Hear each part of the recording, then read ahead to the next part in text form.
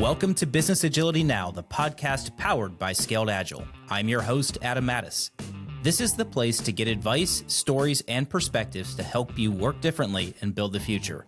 Thanks for listening and subscribe to the show wherever you get your podcasts. Rebecca Davis, it has been a minute. And what was the last podcast we recorded? Do you remember? You and I got to talk with Sahil also about portfolio things. Was that in DC? Where did we even do? No, it was online in like September or August, something like that. And here we are, February. Why does it go so fast? I feel like that every day. It just keeps going faster and faster. What I mean, to even say it's February today, like that is nutty to me because I feel like it was just, I don't know, summer. I feel like it was just summer. I feel like it was just summit, and now we're like marching towards another summit in Sorrento, which, I mean, that's not going to be horrible.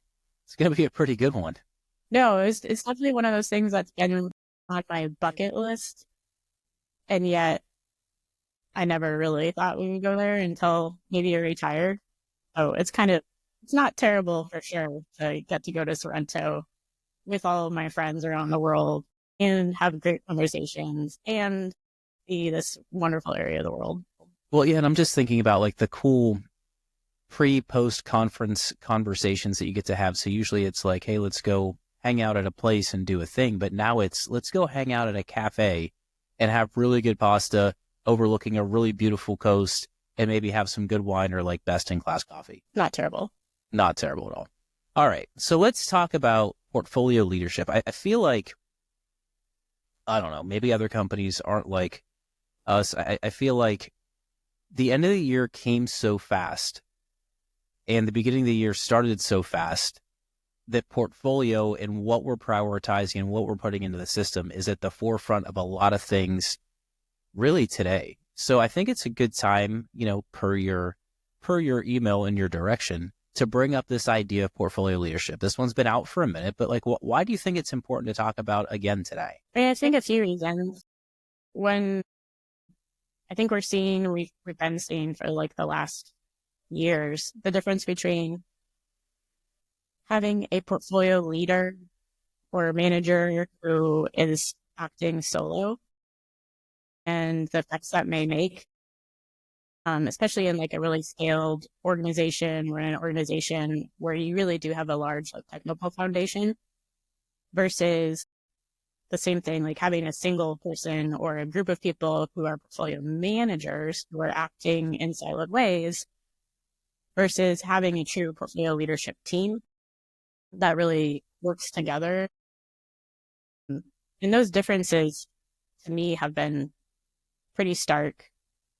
I think some organizations and I've read like HBR articles where they've gone over like a particular company that maybe didn't do so well after putting in place a particular senior leader who didn't have any of the technology background for their organization they were running. And the results, you know, after a year or two started to decline. I think it's a really good thing to talk about in general. I also think there's a fundamental like kind of truth in the world that when we take different experiences from different people with different backgrounds and we pull them together, we get better outcomes. And we talk about that a lot, but we don't talk about it a lot yet until this article at the portfolio leadership level. So that's one reason.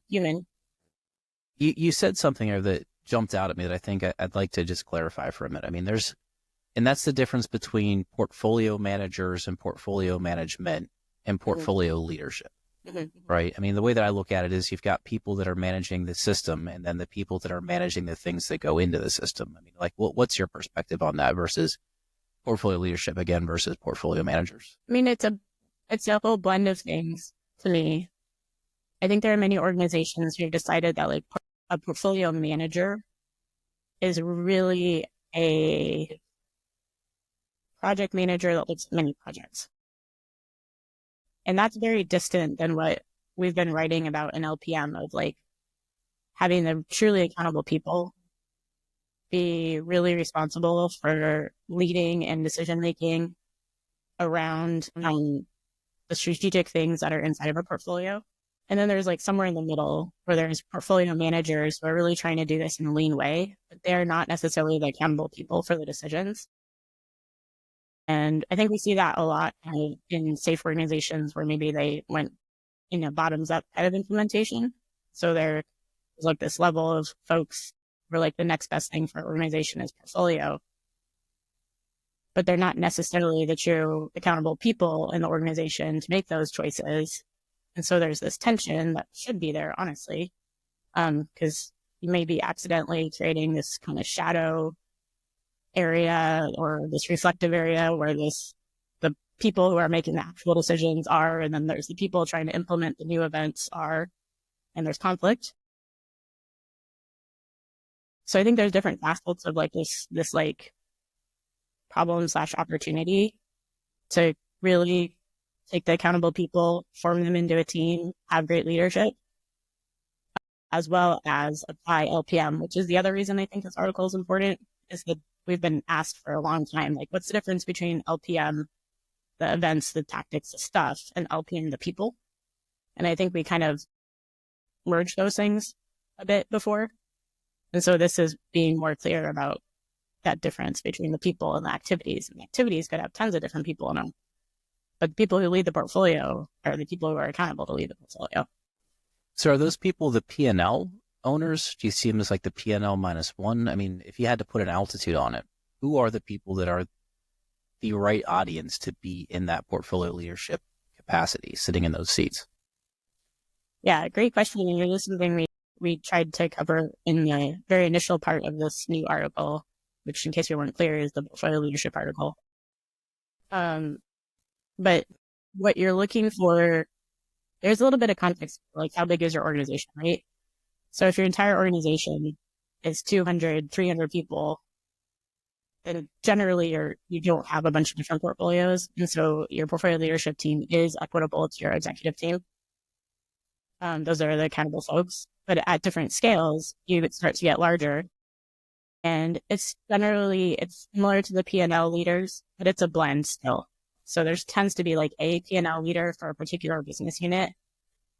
And then there's also like the supporting people for that leader, like whatever finance person. So in many organizations, there have been like 6 CFOs, and there's a CFO assigned to every major profit and loss person or area. So a CFO type of person, so a financial type of person, enterprise architecture, whoever the executives are around the area. So somebody like a chief product officer, a chief strategy officer in the area. Sometimes the head of the VMO, not the whole VMO, but sometimes the head of the VMO, who was historically probably something like the head of portfolio management or like senior project management or program management. But even at large scale, you're not getting very distant from the true executive team. And they're still involved because the whole point of LPM to begin with is to connect strategy to execution. And if you get too far from that, you start to create like tension and what I call strategic leak. So strategy coming in from the sides into people who know how to get the system to do work, but it's not necessarily the right work. So you still want to keep those connections pretty tight. Sure. I mean, like you said too, I mean, scale has a lot to do with it. Like in some organizations, like you mentioned, a 200-person organization, there's a direct line from what our strategy is to the single portfolio to execution, right? It's linear. It's not very complex. But when you start talking about the large organizations, nestled portfolios, you start talking about the things like some government initiatives where compartmentalization is a big deal. And then it can get messy, right? There's no clear cut, one size fits all. This is exactly how you do it. Just like anything in SAFE, right? I mean, it's not meant to be, this is exactly how you do it. This is guardrails. This is intent. This is why it's there. And you need to figure out how to apply this to your context. So like when we talk about portfolio leadership, like you said, a lot of things right there that are important, right? Who are the decision makers? Where does strategy come from? Who are the people that help us connect strategy execution? And given the context of your environment, that could look very different. Yeah, I think the context matters. Yeah, so I mean, I think we put out an article at the end of, I want to say last year, but now it's a whole new year. So at the end of 2023, that was a net new like portfolio article. And that net new portfolio article explains the differences in portfolio types, so like innovation portfolios versus highly regulated portfolios versus clearly cut like business unit portfolios. And we see all those different types in the world. And so there's that type of context where like you may be in a particular situation where your portfolio leadership team from a title perspective is different from another portfolio setup based off of the kind of like outcomes you're trying to achieve, and how you organize that portfolio. But then there's I think to your point, like portfolio leadership, what's portfolio leadership? What's really their responsibilities? What are the behaviors of that group of people that are healthy and that we're looking for? And so regardless of like what your title mix is, you still want to have those responsibilities and those behaviors happening as outputs and outcomes. Let's dive into that a little bit, because I think when we talk about executives, when we talk about people, I guess the further up the proverbial pyramid that you get, right, the dynamics are different. The consequences for being wrong are different. The competitive dynamics for the next promotion are different.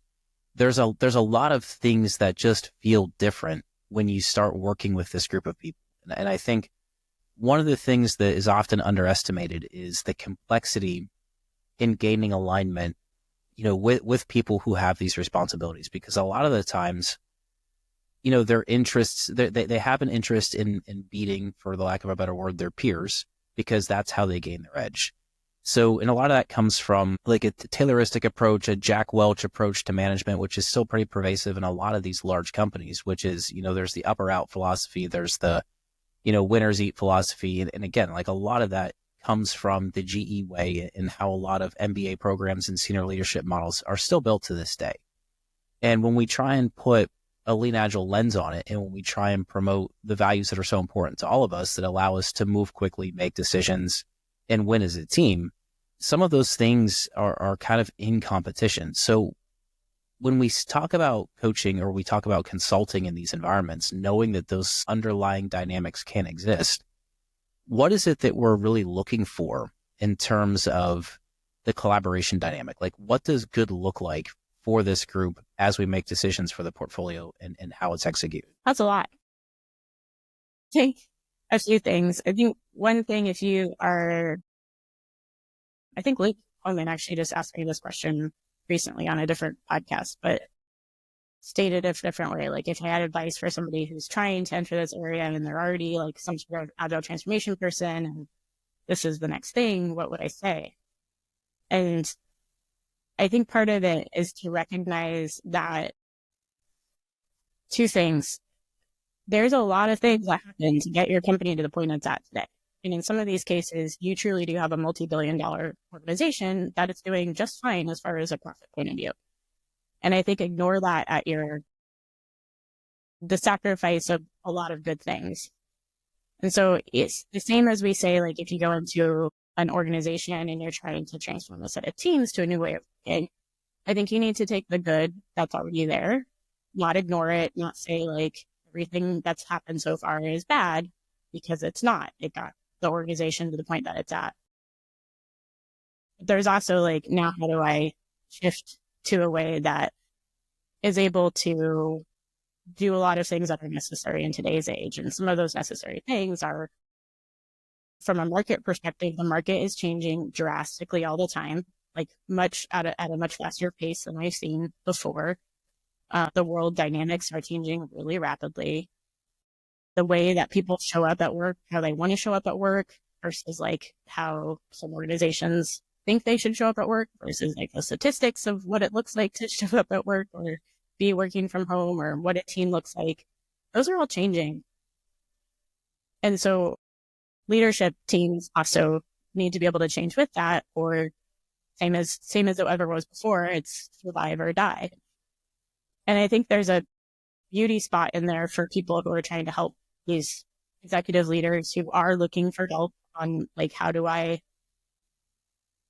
create connection across an organization inside of a market that's changing rapidly, inside of an organization where the people themselves are changing in and out rapidly.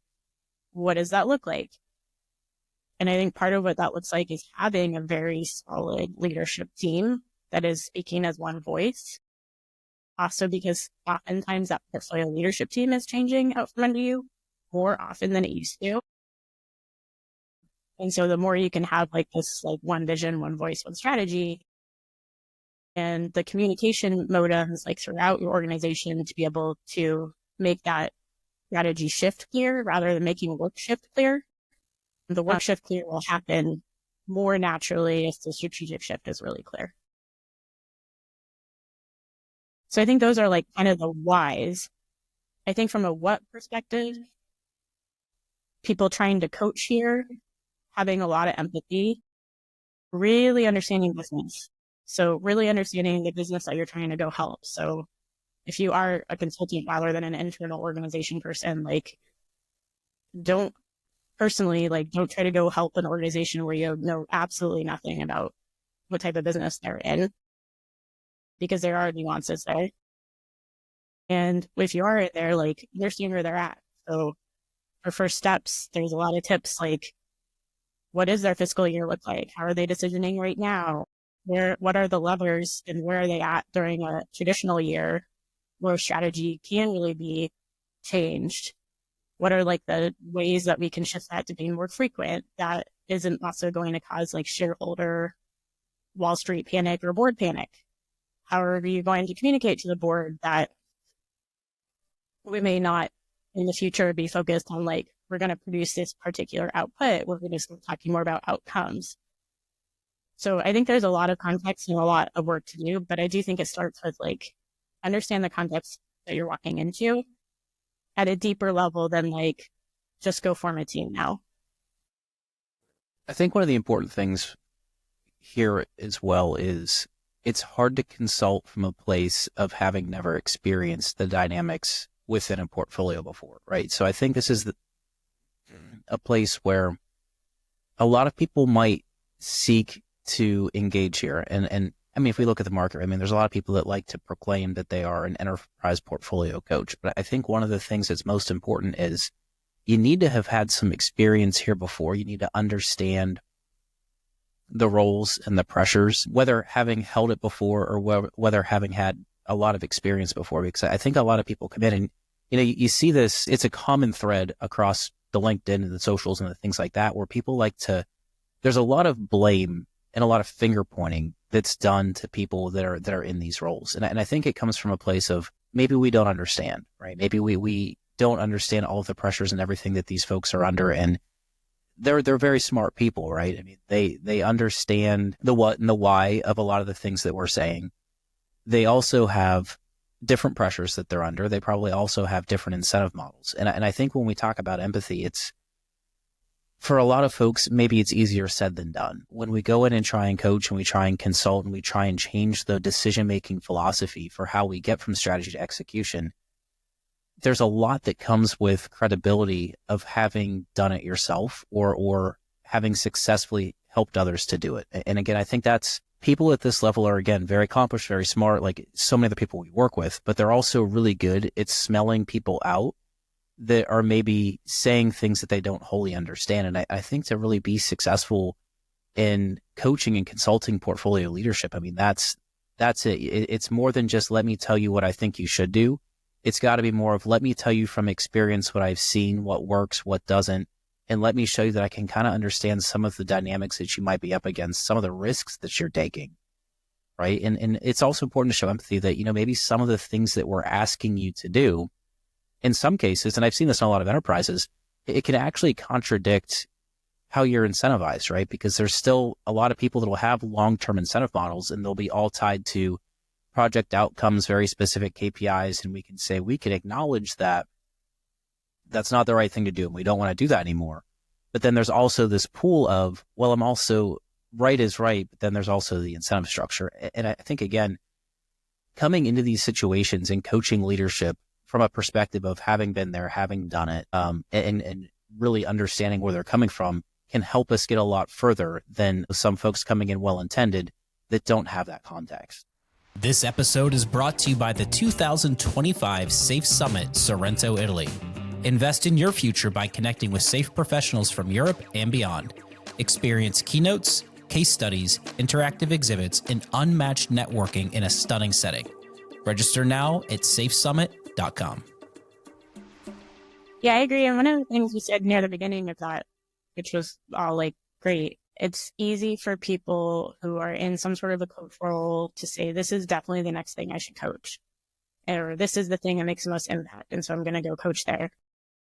And to your accurate points, maybe you shouldn't. Like, maybe you're not the right person to coach there. And maybe your job is actually to like find the person who should be coaching them and coach that person to be able to be a better coach.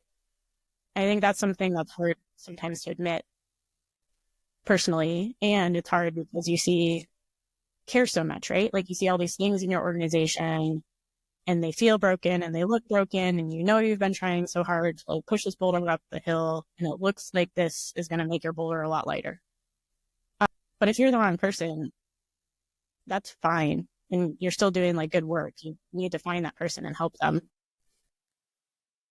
I think a lot of the times in these situations too, and we've seen it a lot, me being as an external person and you having done a lot in both internal and external contexts, it's interesting to see how an internal person can say something 10 times and it's ignored, right? Or just not taken seriously. But then someone's brought in from the outside and paid a lot of money to say the exact same thing. And then all of a sudden we listen, right? I think one of the things that happens in an enterprise is people are kind of put in buckets or boxes, and right or wrong, it's something that happens. And I think, depending on your standing in the organization, you might be saying and doing and modeling all of the right things.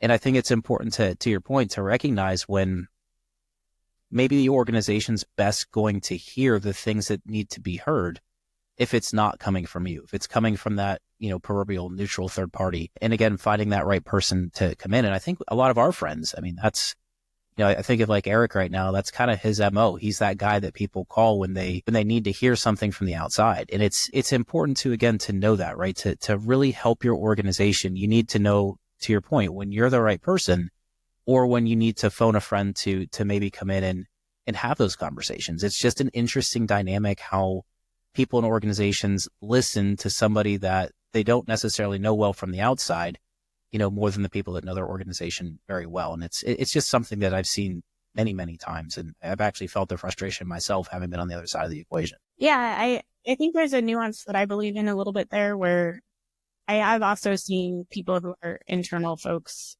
kind of like give up their right to learn anything about that area because they got the money to go hire somebody in. And so it's almost like this is really hard for me. I'm not the right person for this. And so you just go do it, which in that case means like you're not growing at all. You're like giving it away. And then that also might mean that your organization is like beholden to continue to use a certain amount of money to hire a certain person externally rather than growing from within. So I do think there's a balance. And what I really appreciate that I see a lot of our SPCTs do, that I see some other like lease leaders do, is they do take the recommendation of like, I'll use your same example. Here's Eric Willett. He's a really good partner. He's really good at these conversations. And he will actually like help you be able to be in that room in a way where you're learning from the way that he's talking, rather than just like giving it up. And I think it can be easy to overbalance one or the other of the ways. Like either say, you go ahead and help me so that I can be in that room solo, or not. And to me, when you have these moments in your organization where like you're really starting to build together portfolio leadership, and so you're able to have some sort of event or some sort of session where all the right people as a group are about to listen to what you or somebody you hired in is about to say, like that's a really big pivot moment inside your transformation. You do need the right people there. You also need to find someone in your organization who is able to take that on for the longer term, so that your organization can be healthy on its own in the long term. What I've seen Eric do really successfully, and others like him, specifically for me when I was ISBCT, was there were some conversations that I needed to have with the executive team where my peers did not want to be in that room because they felt like it was a fireable conversation. Then like if you made somebody upset, you might get fired. And so they just didn't want to be in that with me. And I really appreciated being able to find a partner inside of the SAFE community who was able to like do that session with me, be a pair, be another voice from the outside, to your point, while I'm sharing all the context specific things that I know inside, that we can have both sides of the table. Like, this is the data coming from inside the organization. This is what our employee feedback scores or different SAFE sessions are saying about how things are going. Now let's work through this. And I think that's a really long-term game, because I've seen portfolio leaders who, like, 6 months later, it felt like they weren't listening 6 months ago, but then 6 months later, they're like, hey, Rebecca, will you please kind of facilitate this conversation amongst me and my peers? Because I need to be honest, we're not making decisions together. We're actually battling each other, and we need help. So there is a bit about portfolio that is long-term. There's a bit about portfolio about, like, what are you at? What are you not as a coach? There's also a lot about portfolio around, these are people who, too, like the portfolio leadership team, are real human beings, and they sometimes got into the position that they're in from being really good at a certain style of leadership that worked really well for execution, and they're now asked to think in more like strategic point of view, and nobody trained them either. Like, nobody helped them get to that point. And so it is a different job. And having empathy that, like, they might want and need help to be able to, like, think in this new way and be successful and learn, even though they're learning on stage and there's no room to be wrong. That we've got to gift people. That I hear a lot of people say, like, leadership's just bad. Like, they just don't know how to make decisions, or this decision that just came out, it's so terrible. It might be, but they also could learn from it if people were open with it. So I think we've done a pretty good job here of covering, like, what we recognize, the behaviors, the lean, agile driven behaviors that we want to see. And I think we've covered a lot of the challenges, and also a little bit of some of the things that we can do to kind of address some of those challenges. And I think it's, it comes down to the same thing that we see often, which is courage, curiosity, and an openness to learn. And that's from all parties, right? We talk about that are required to be successful from this perspective, from leadership. And I think it's those things, right? It's personal courage, it's curiosity, and it's a willingness to adapt and learn. And I think a lot of people that are coming into these leadership roles today are kind of natural with that, right? More natural than maybe a previous crop of leaders, right? Because it's, there was a different expectation in how we were developed professionally. So I think those are all good things. In terms of success, how do we know we're winning in this space? Like, how do we measure success? What are some good metrics or measurements to take a look at to know that we've got healthy portfolio leadership and we're achieving the outcomes that are so important? I do want to go back a step, because I do think we talked a lot about what it means to, like, coach this group, but not necessarily about the group, which is totally, different. I think one of the reasons we got a question actually in support the other day, like, where's the portfolio leadership responsibility wheel? It's not in this article. What we did instead is create a critical lean agile behaviors for lean portfolio leadership. Because context does matter as far as the responsibilities quite a bit. But behaviors are ones that are more, we should see widely if it's going well. And so I think this also produces, like, what are you looking for if things are going well? So we're looking for strategic alignment, for people inside of the organization to not be like, I don't know, the strategy is this if I talk to the VP of prod, and it's this if I talk to the VP of design, and never will the two meet. So it should feel like there's a strategy, even if it's articulated from a different persona point of view. We should start to see, like, what we call decision-making agility, which is like responsiveness in data decision-making. So rather than, this is my big pet initiative and I feel really strongly about it because this is my background and my role, it's more like, I have all this data that's coming from market sensing, from my strategic leaders, from the enterprise itself, from what the teams are innovating on, and I'm strengthening our decision-making through this data and through our personal insights from our backgrounds. But it's a blend of data decisioning.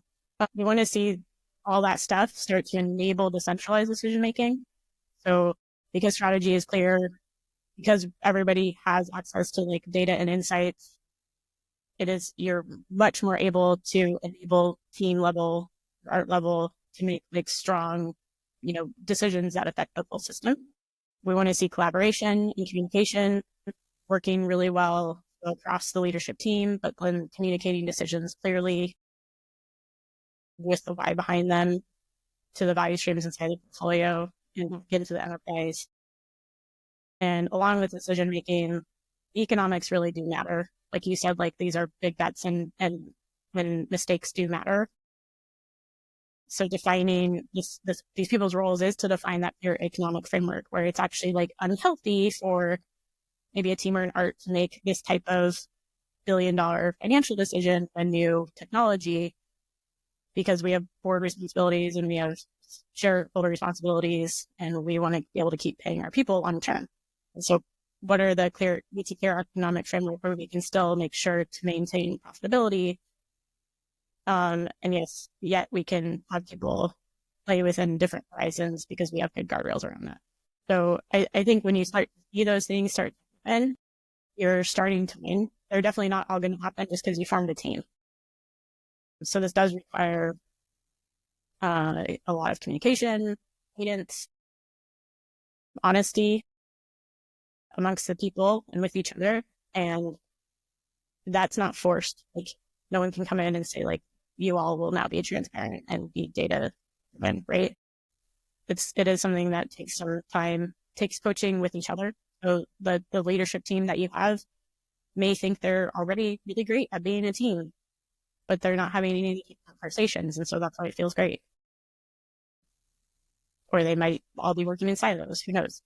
So, but you want to start to see those types of behaviors emerging, and they're going to emerge slower than you would probably like as a change agent. And that's okay. So Rebecca, to kind of close this up, I was going to ask you a question, but before I get to the question, I want to call something out. So if it's been a while since folks have gone to scaleagileframework.com and read an article, they're going to go now and they're going to notice something a little bit different, right? The look, the feel, the style, the presentation of this portfolio leadership article is maybe different than what they have seen in the past. Do you want to just talk through some of the big changes that we've made to make these articles more consumable? Yeah, this has actually been something I've just had so much fun with over the last 6 months. It's felt really meaningful, and that feels good when you're working on something. But we had some of the articles before, especially at this portfolio level, they were difficult to consume. They were written in a style that was almost so academic that you had to be in academia to really deeply understand them or deeply use them. And so one of the things we've been working on is simplifying them, so still having the same content that they used to have, but making it a lot easier to understand. Or if it's a new article, really paying attention to reading level, to sentence length, to redundant sentences. We're trying to give you exactly what the next thing is that you should read, rather than just putting hyperlinks everywhere and like hoping you figure it out. And we're trying to make some kind of like TLDRs. Well, if you just need to send somebody the gumption, like the overview of an article, it's there for you. So we've done a lot of things. The layout is particularly, to me, pleasing now. They're getting read more, and the ones that don't have it, they're easier to read than the ones that don't have it. We're getting good feedback on it, so it's exciting to work on.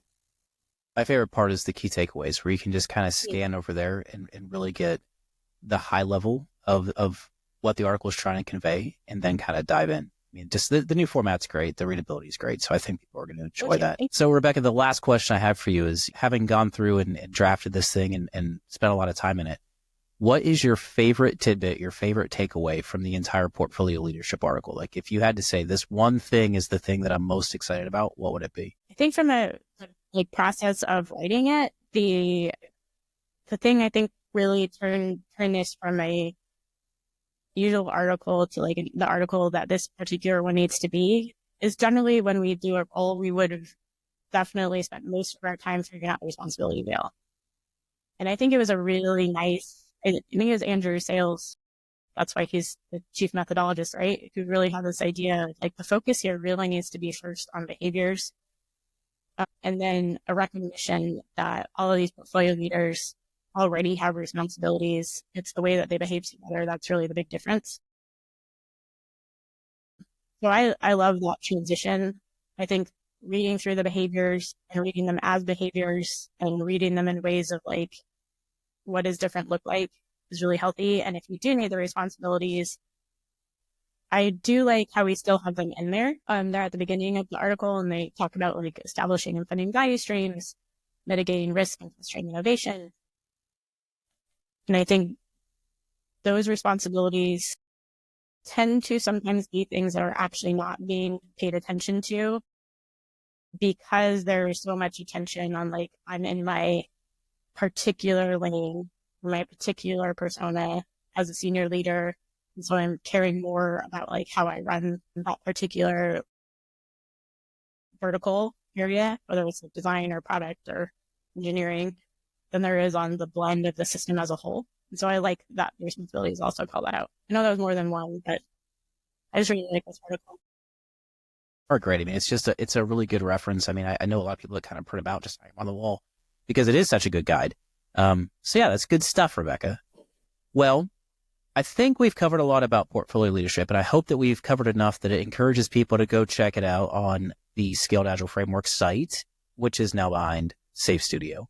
And we will link the article in the show notes below. Is there anything that you want to leave people with before we cut this thing off and get back to our glorious Monday? I would like to go with a new format.